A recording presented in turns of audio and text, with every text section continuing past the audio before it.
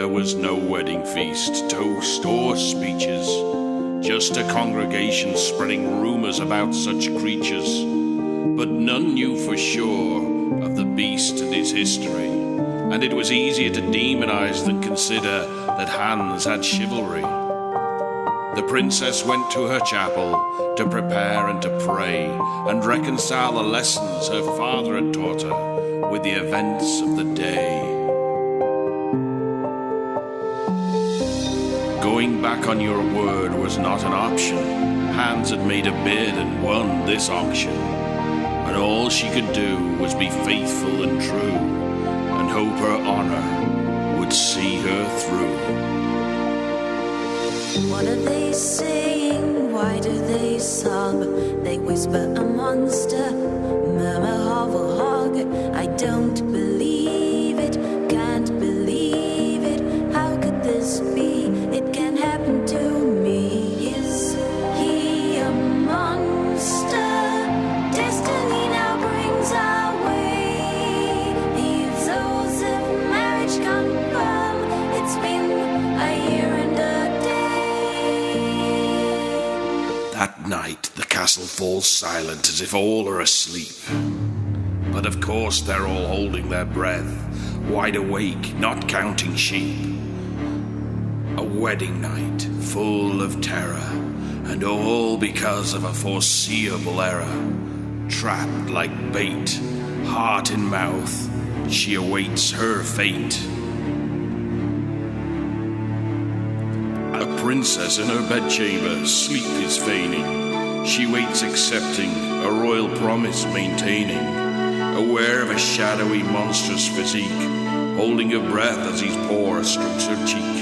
She feels him turn to the fire with a sigh, and hears him pray a strange lullaby. I never meant to be the cause of such fear. I never planned to be. If I could somehow reverse the curse of my birth, dare I now declare this secret I bear.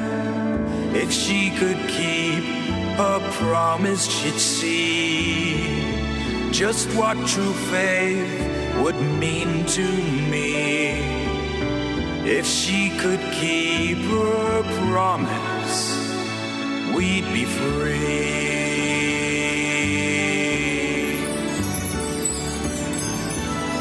And with that, Hans cast off his coat of spines, revealing a man underneath the disguise, and leaving his skin on the floor by the fire, went to visit his friends in the field and byre, for they knew him not as a beast to be spurned. Through friendship and care, their loyalty he'd earned. When assured of their safety and needs fulfilled, he obeys his enchantment, goes back to his quills. But as he returns, the princess did wake, sees a man next to his quill skin by the grate, handsome and tall, whom all would desire. Hans tries to explain what fate now requires. Forgive the man if he returns to his skin, for I must hide the man within. Patience for just 3 more days, with no hints or displays. My enchantment will break it, this promise you make. If we could keep the promise, you'd see just what true faith could mean to me. If you could keep your promise, we'd be free.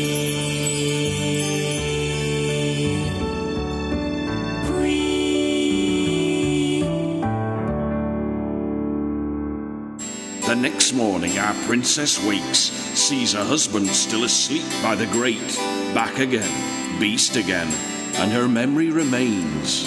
She runs down for breakfast, all smiles and seeming carefree. But will she keep her secret? With her mother's wise eyes, there's no guarantee. Listen to me, my princess. says his skin is just a facade. He's cursed by some sorceress. He'll escape if it's burned and charred. Oh dear, no sooner said than done. And Hans the man felt his skin burning, and Hans Half-Hog felt his spine smouldering, returning. What have you done? What have you done? My skin burns like the sun. What have you done?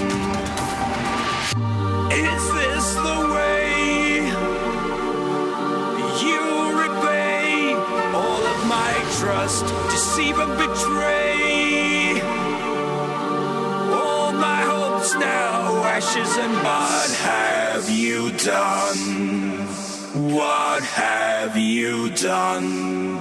My skin burns like the sun. What have you done? For 7 days and 7 nights of the princess there was no sound or sight, and when she appeared declaring a quest, her hair was snow white and her eyes dispossessed. So she left the palace and her kin to find the man, the creature, much maligned. Those souls who saw her thought they'd encountered a wraith, shrouded in the shame of her lack of faith. To make amends was her one and only aim, beast or man, a husband she'd claim. If only I could turn back time, I would see his face. If only I had more faith, recognized his grace. Hans, my husband, can this be true? You're here in front of me. Why are you here? Did I not make it clear? Your love could have broken my spell, but instead you burned me in hell. My darling, tell me what more can I do? I'm not giving up, I will see my promise through. Please do not tease, weigh the words designed to please. Why should I trust in you after what you put me through? 'Cause I'm never letting go, my dear. You'll have all my love for 1,000 years or more. And she flung herself at the mercy of his quills, and they struggled till the spell was broken, and the man was finally still. I would sing to you and snoodle you and hold you to my heart. Like a part of me, my heart would break if we should ever part. We'll never part. Hands behold the palace. We are home. And so it was the princess returned, hand in hand with the husband she'd earned. And could I tell you of the laughter and cheers, and another wedding, this time without tears? For loyal love had mended a curse, blame and folly forgotten, 'cause there's nothing worse.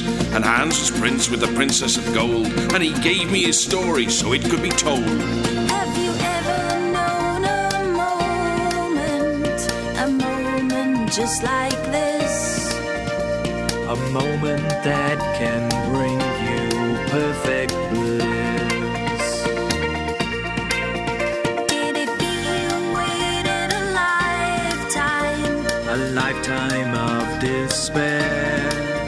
Well, the waiting's over with love and life to share.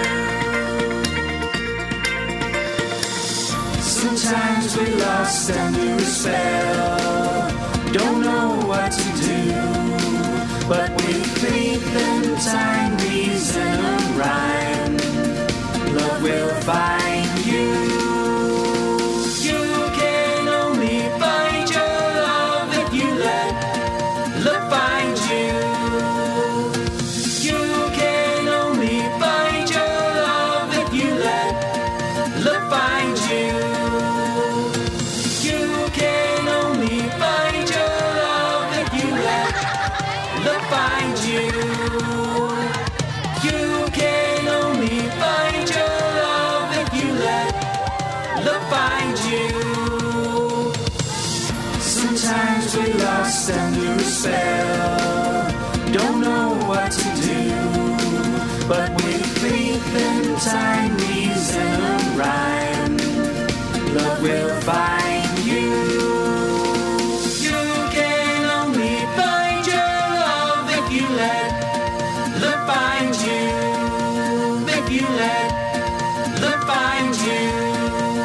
If you let love find you.